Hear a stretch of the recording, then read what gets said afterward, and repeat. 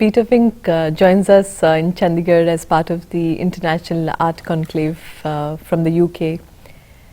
His projects, his art combines many facets, be it architecture, lighting, ecology, and he will share with us how he, from engineering to art to philosophy, has come to us here at the Chandigarh Art Conclave. Welcome here, Peter. Welcome. So, how has the journey been from Czechoslovakia and then back to London? And I think if it's fun, I enjoy the journey, and if it does other things, that's a bonus. So I hope it was light-hearted. that's how you like to see it, always? Yeah. I think people are too serious and too obsessed with what other people think and what people should think and so on. I think one should be much more playful and open-ended and innovative and investigative and see where it all gets you. Okay, that's a good philosophy to live by. It is, yeah. So, tell me, you were in Czechoslovakia and there must be some, as an artist, were there some issues that you faced growing up, and did it make you into the person that you are? It did and didn't, because I was born in London. Okay. To a Welsh mother of Swedish Norwegian parents, to a Czech father. I was brought up in America for the first couple of years after I lived in Czechoslovakia under communism till I was 20. Okay. But somehow it was a complex thing, because growing up there was a lot of self-censorship. Right. Where people were not able to express themselves. It was very difficult to be individualistic. So if you wanted to have long hair or you wanted to listen to different music, the state didn't like it and punished people for that. So it was difficult, but on the other hand, it also was a strangely egalitarian society where women did enormous advances because there was very good childcare. Okay. They were encouraged to be captains of industry and very responsible jobs and so on. So there wasn't any difference between men or women. So in some way it was also quite exciting and empowering, as well as very disempowering. And when I wanted to go to art school, I couldn't go because I didn't want to do figurative drawing. So that disqualified me, because it was all about realism and technique and so on. So the one thing which was very easy to study was engineering, because the country needed a lot of engineers. So I did engineering, and I was in love with my professor of mathematics, and she told me all the answers to the exams, so I didn't have to study. So I survived engineering, is developing my memory but not my knowledge, and it was great.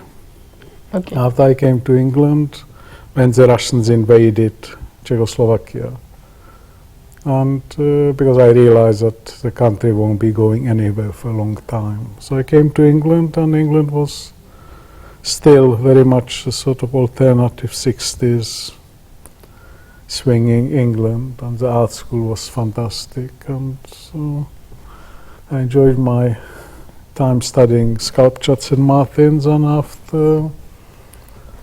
Sculpture was the first choice? Yeah. Why, Peter? Something told because you? I like to do things which use materials and which are about real things.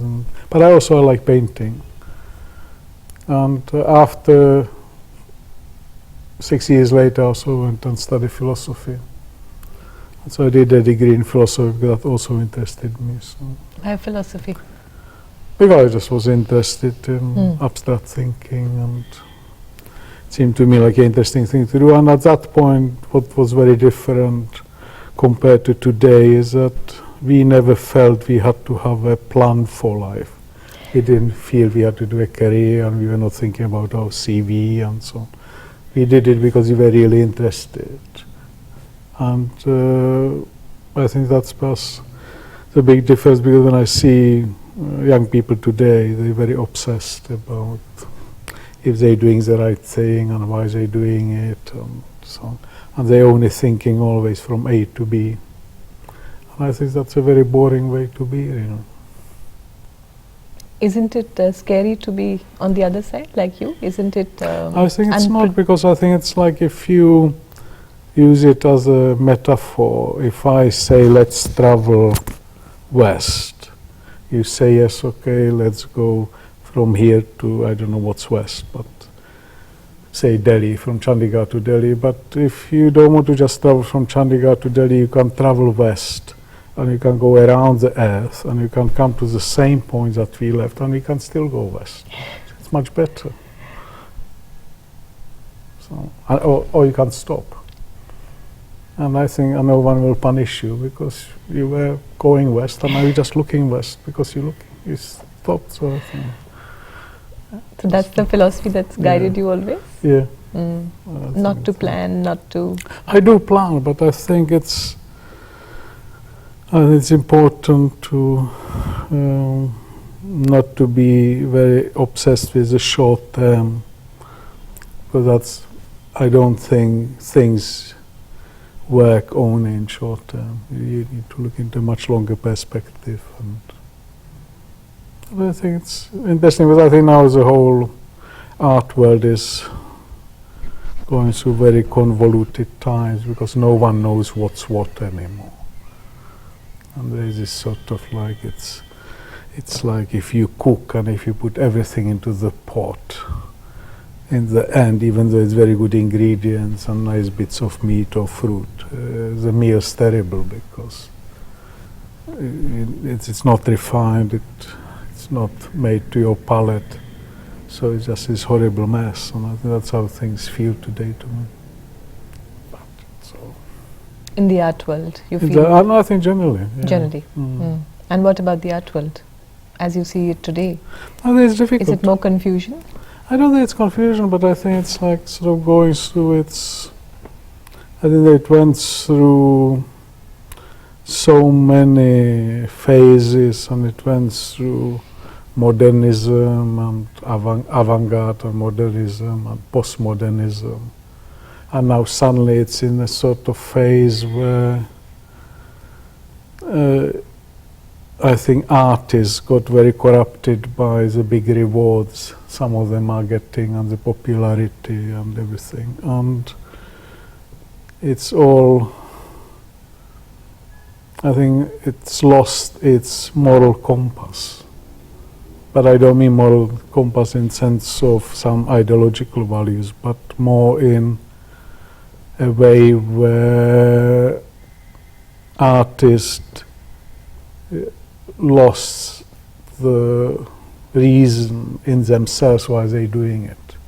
Right. Because they're only doing it because it gets them more girlfriends or more money or bigger cars or better parties or more print in catalogs or more reviews, more fame and so on. But actually the real reason why they did that, I think in a lot of people is gone. And they became professional. And I think I find that very boring. It hasn't changed for you, Peter, over all these years? No, it didn't. Because I work with real people all over the world who very often don't even know about art. So I feel I'm free. So how do you work? What is your work about? For example, one of the last projects I did was with handicapped children. And that was very interesting because every handicapped child, if it's physically or mentally handicapped, has got special needs. But they are all individuals and great human beings. And it was very interesting to understand what would make their life better. So, for example, if you got autistic children who are very insular in themselves because they got difficulties with empathetic relationship. They get huge reassurance from patterns of behavior that they can repeat. Okay. So I did a playground where they could walk certain colors, and they also respond to certain colors better than to other colors. And it was touching to see the joy it brought to them. And also there are other children with other needs, and I built a huge cycle track for them, and they just go around on the bicycles. But I also did a thing where I persuaded the ministry to donate a woodland to the school. And it now got made safe, and we call it the Magic Woodland, and the children now enjoy the sense of being in a wild open space as other children, and it's safe, and we are building a place where they can build dens, and where they can sleep, and where they can cook, and they do theatre and noise and so on. And it's great. So it's also, and they didn't hear about art or modern art, or they don't know who Picasso was, or they saw that and so on. And yet I could do something which I think was very valuable. This was in the UK? Yeah, in the UK. So these are the projects that excite me. Inspire you, excite you. Mm. Okay.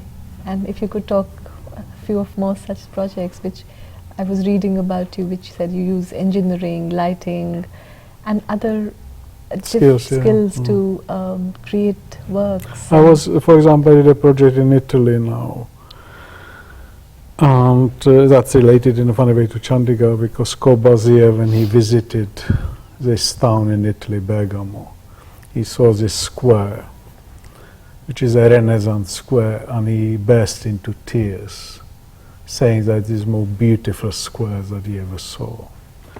And I did a thing where I changed the square pink with a lot of plants and so on for 16 days as a part of a landscape symposium. It was very interesting because everyone was really, really, really nervous. And I said, I want to do pink, I want to do this, and so. And everyone was very nervous. But in the end, persuaded them to do it. And there was this one woman who was getting married. And she was planning this wedding for a couple of years. And she was complaining that the wedding will be absolutely ruined with this pink square. And when she comes out of the cathedral church into a pink square, it's terrible.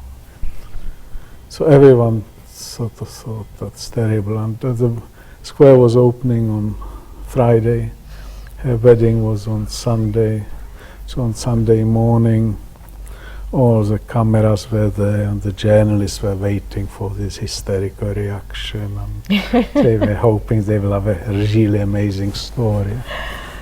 And the whole town was there waiting, and everyone was waiting. And so the bells ring, and the doors open, and she comes out of the church with this radiant smile, and she liked the square so much that overnight she dyed the white dress pink. Oh. So everyone said exactly, there were all these old women there saying, ah, Bella, ah. That was great. And 250,000 people came to see the square in 16 days. And the economic activity in the town went up 400% in those 16 days. So that gives me a lot of pleasure. Okay. It was great because there was old people, young people, and everyone was enjoying being in color. They couldn't articulate or explain why, but they had a smile on their face and they felt happy in the color, which was great. It was good. So you like to make people happy with your art? No, but it was nice to see that Because everyone was so nervous, saying if you put Yes. pink, people think it's homosexual, or Yeah. this, or this, or that, or so. Well. But when it happened, people went and they just responded to it in a way which was great. And that's, I think, what art should do, that it should make people to respond. Right. Not to go and read the catalogue, or not to go and read it and try to be clever and get the information. They should just enjoy the direct look. I look at it as simple. I'm a peasant. Why do you call I'm a it simple man. I'm a simple person. And is your art simple as well? I think so. The most complicated things in life often are very simple, like relationships and love and so on. Seems all very complicated, but very simple. It either works or it doesn't work. He's the right man for you, he's not, or woman not. It's true. That's right. So, As I was saying to my daughter, that the one mistake she sometimes do, that she finds a prince and she makes him into a frog, and she needs to find a frog and make him into a prince. That's a much better way of being. It's true. That's right. It's true. So you do a lot of public art projects, Peter. I never had an exhibition in my life, so. Okay. And I never sold any art. So how do you survive? I was from the public artwork. So. So why was this a conscious decision, Peter? And It why? was, yeah. It was because I already felt, strangely enough, when I started doing art, I felt that our generation will break through the exclusion of art, that art will become big, in the sense that I foresaw that there will be this big explosion in galleries and culture tourism and everything else and so on. And I somehow sense that artists will pay a very big price for that. And I just decided that, and also I was very averse to the bickering in art world about who got this grant and who got this grant and this committee and that committee and this money and that money. And I just simply said the world outside is much bigger than that little art world. So let's see what will happen if I will try to work in that big world. And I think for me it was the right decision. It might have not been a right decision for someone else, Right. but for me I think it was the right decision. And I also enjoy working with people, and on these projects you work with hundreds of people, often with very big teams, and I also believe in consulting people, so you don't just sort of drop something on them. I want people to be a part of things, and I find that all stimulating and rewarding. Okay. And so apart from sculpture, what are the other things that you use or create to do public art? I'm unusual, I think, in the sense that my work is so different. Okay. That I can do very big land art, I can work with light, I can work on now, for example, I'm looking at a design of a new bridge, a very big bridge over the Thames in London. So I just do very different things, and that's what I enjoy. And I work with light on a big way, and I transformed skyscrapers with light in a way that you could see it over 40 kilometers and things like that, and it was seen by millions of people. And Tell us about this one. with Anne, my partner, we saw this metal skeleton growing up in our back garden almost, in Docklands. It was Canary Wharf, the tallest building in Europe. And I approached the developer, and we got his support to transform the building with light for a couple of weeks. And it was absolutely amazing, because we made the building to count down during New Year. So millions of people were shouting, and there was this human voices across the whole of London with the building. And we had it busking with the radios because it was playing to music. And so there were all these big parties everywhere. And it was amazing because people were very shocked how big the building was, but when you put the lighting on it, which was 6 kilometers long, and you could see it over 40 kilometers, the building looked very small, and from that point onwards people started being very friendly towards the building because somehow they stopped being obsessed by its height. And it was just very enjoyable because I think kids loved it. And what I like about this project is that even though it lasted for 2 weeks, or 3 weeks, I forgot now, if you speak to taxi drivers and people, they still remember it. And I quite like when things leave a deep memory in people because our life in many ways is made out of memories. That's right. So it's good if you are able to create this big shared memory in people. It's great. So the lack of permanency of an art piece. I do very or a permanent painting. things, but I also do very impermanent things because I like both. Yeah. But when you do public art projects, Peter, does it involve more than just art because you have to do so much of... No. It involves enormous organizational. It involves huge powers of persuasion. Yes. It involves enormous amount of patience and sometimes very strong nerves. Yes, exactly. That's good. So how does this work? Do you conceive a project, or do they come to you, or does something drive you? I just do both. Sometimes people come to me, sometimes I conceive things from nothing. So there's nothing and I make the funding. For example, I did a very big project in London where I built a big park. Out of spoil, construction spoil, and that's these big earth mounds. Okay. And that was built at no cost to the taxpayer because it was all paid for by the spoil.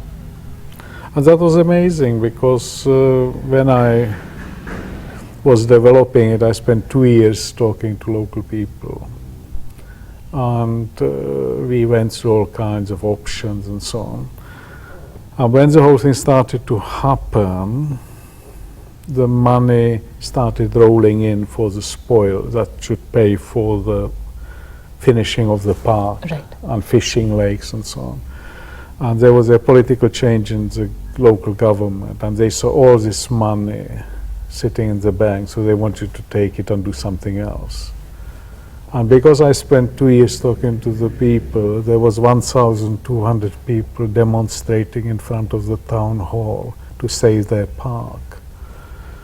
And the politicians got such a fright that they put the money back immediately. And that was amazing because in a time of political apathy, to get 1,200 people led by a local priest, not even young people, was absolutely astounding. But now everyone thinks is a huge support of the park, and when I went there recently with some people, Indian gentleman came to me and he said, "Did you ever visited this park?" And I said, "No," and he said, "Welcome in our park." And the local Hindu, whenever the festival is, they come there in their robes, thousands of them on the mounds to worship in the sun and so on. And all the committees use it, and it's a very safe space which people absolutely love, precisely because there is a very inclusive spirit in this place, because people felt a part of it from the very beginning, they feel a part of it now, and the park is not only safe but it's clean, because no one, everyone cares about it, and the people use it in so many ways, and it's great. It's one of the only places in London where you can fish. You can fish. Yeah, and it was quite interesting because that, speaking about practicalities, how things can get complicated. I originally wanted one big lake, and there's a government airport close to it, and they objected to it because of birds nesting on the water and threatening the aeroplanes. Right. So I had to work with the ornithologist for 6 months to try to understand how the birds think. And we were able to persuade the Ministry of Defense, all the generals, that if we split the water into 6 smaller lakes, but have the lake connected underneath for the fish, Okay. so no big swan will land on it because it will be too short. Too small. So we had to, and so I said, imagine that you're a swan and you see this water and you say, this is too short for me to land, and it's not different from your aeroplanes. And they immediately said, yeah, that makes sense, okay. So they approved it, so we got the fishery there. But Interesting. that took 6 months of studying birds. Yeah. That was fun. Yes. So you go to different places when you do one project. It takes you to different areas and places, and that must be You so learn stimulating. different things, yeah. Yes. And do you also travel outside of the UK to do projects, Yeah, I do, Peter? yeah.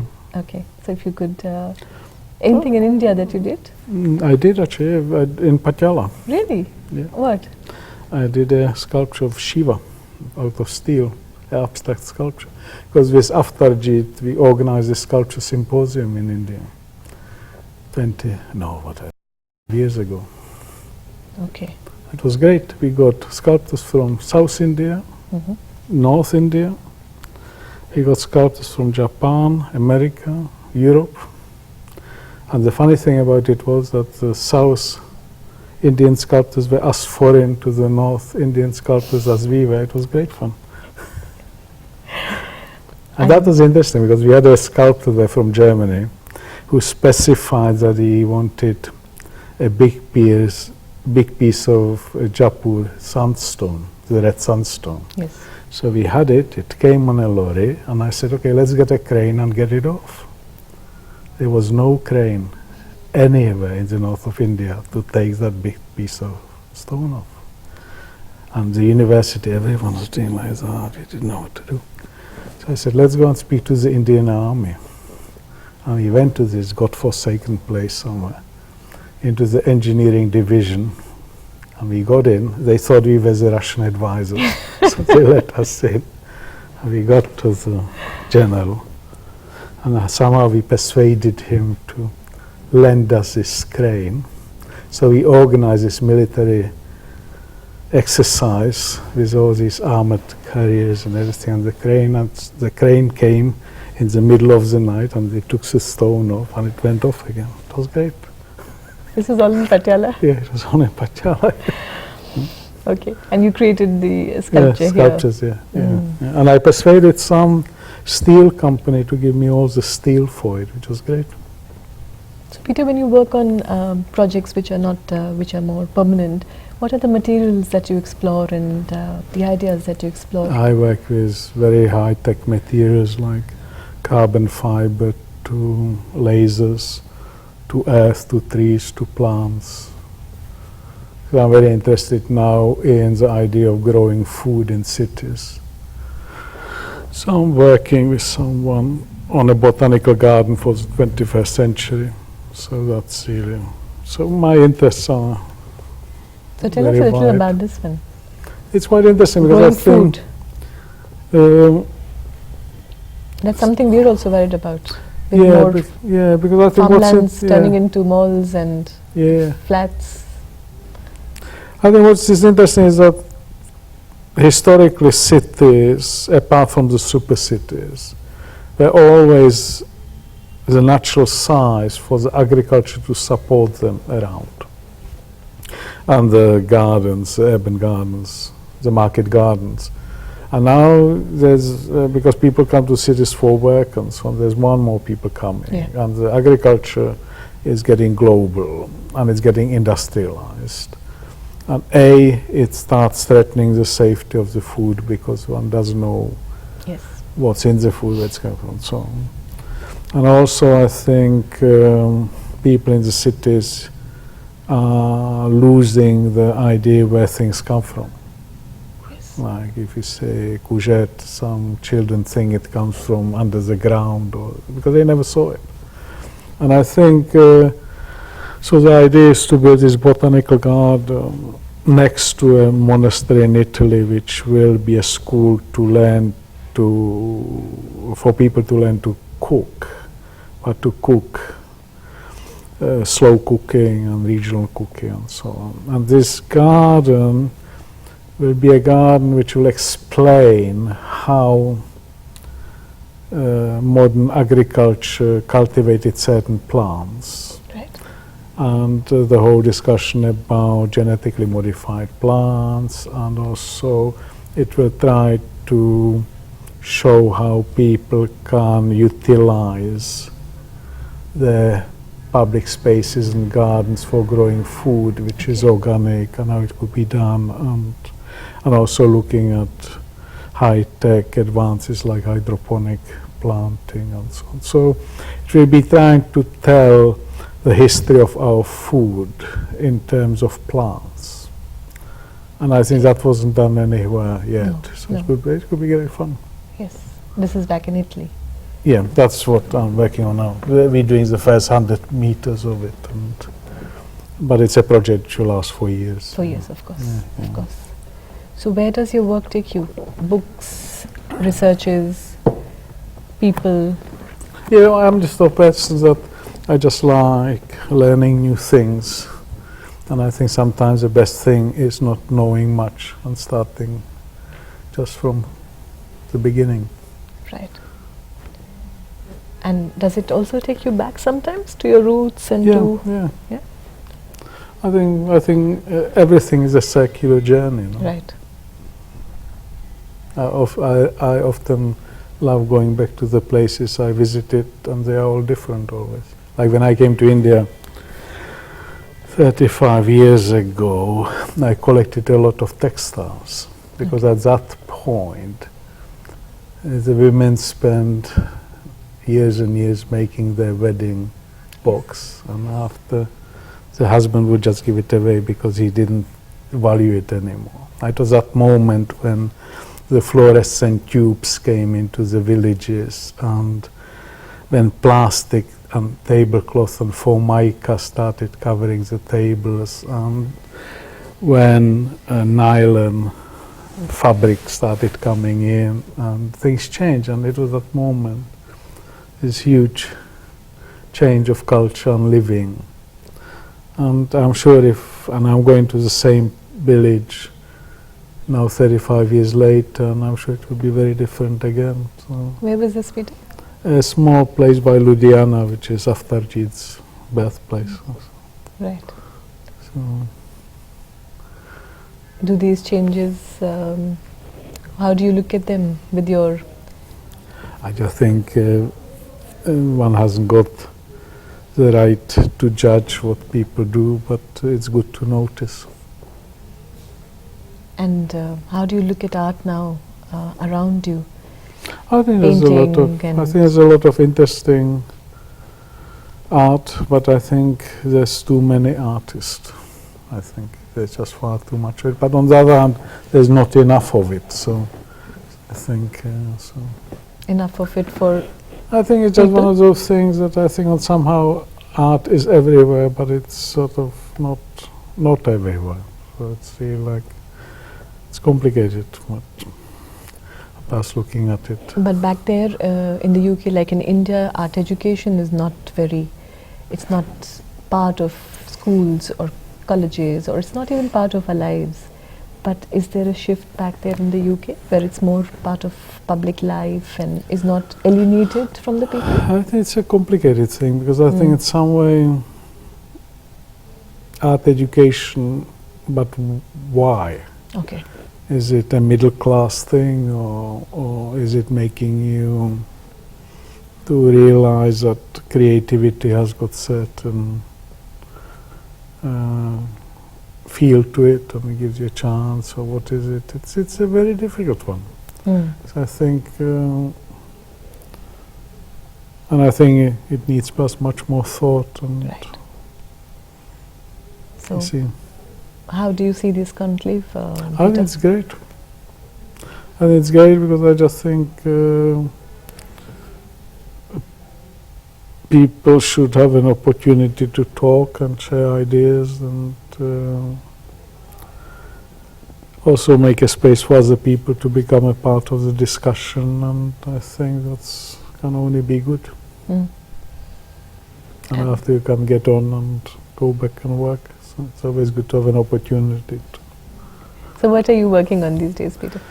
I'm working on a potentially big project in Spain, which could involve 2 million lorry loads of material that I will be shaping into a big bit of land art, and that will be the most advanced recycling on the planet. Tell us a little in detail about it. It's attempt to recycle material rubbish produced by a million people and ensure that 80% of it goes back into productive cycle. Okay. As material you can use, and also produce energy with the rest in plasma incinerators, and it's very complicated because it involves door-to-door collection and every day of different types of domestic refuse and industrial refuse and so on. And I feel it's great because I think it's one of those things which is someone trying to answer a huge global challenge of how to prevent rubbish.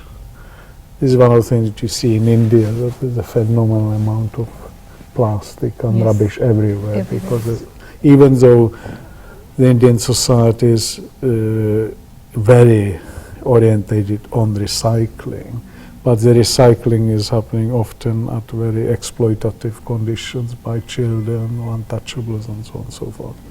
And also the society, it cannot control the enormous amount of rubbish that's everywhere. So the rubbish is, so people develop the way of not seeing it. Right.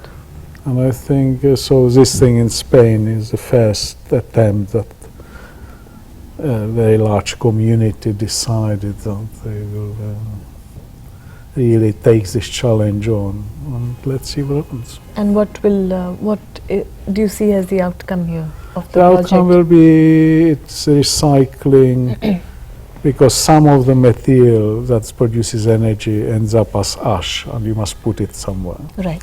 And we will be filling up this huge quarry with it and re-landscaping it into something else. So. Okay. And using, of course, all that you have in different ways. Yeah. So that will sort of be. So at the end of it, it's a lot of collaborative work. Absolutely. A lot of collaboration, working with many other people and learning from their knowledge of other professions and so on.